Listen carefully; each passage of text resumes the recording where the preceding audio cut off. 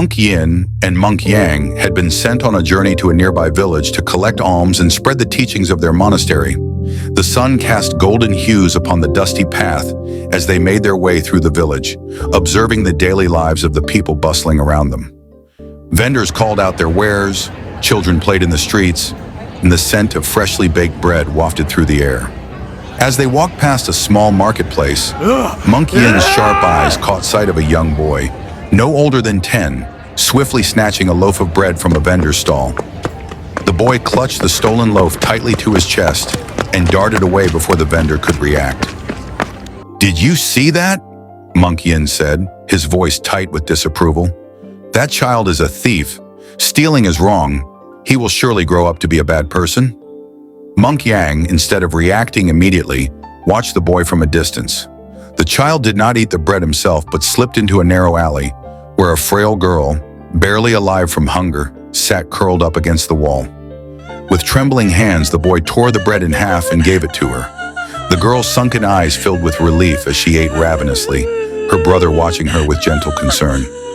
Monk Yang turned to his companion. "Look closer, Yin. The boy did not steal for greed or malice. He stole to feed his starving sister. Can we call him a bad person for acting out of love?" Monk Yin furrowed his brows, unwilling to accept this reasoning. But stealing is still stealing. If everyone justified theft with kindness, where would the order be?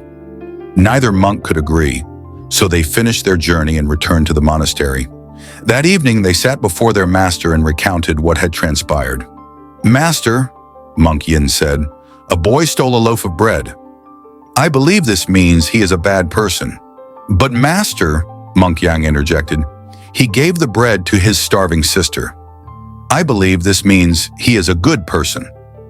The old master smiled gently, his eyes twinkling with the wisdom of many years. "My dear students, do you not see how both of you are bound by labels of good and bad?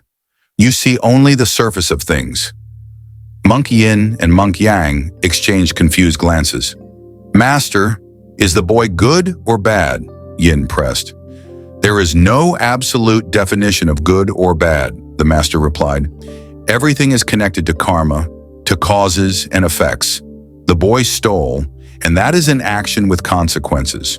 But his intention was love, which is also an action with consequences.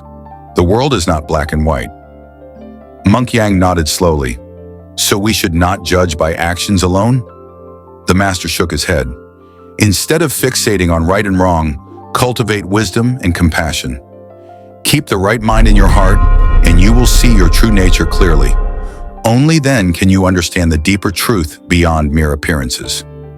The two monks bowed deeply, their hearts stirred by their master's words. That night, as they sat in meditation, they pondered the lesson they had learned, not of good or bad, but of understanding, wisdom, and the nature of the heart.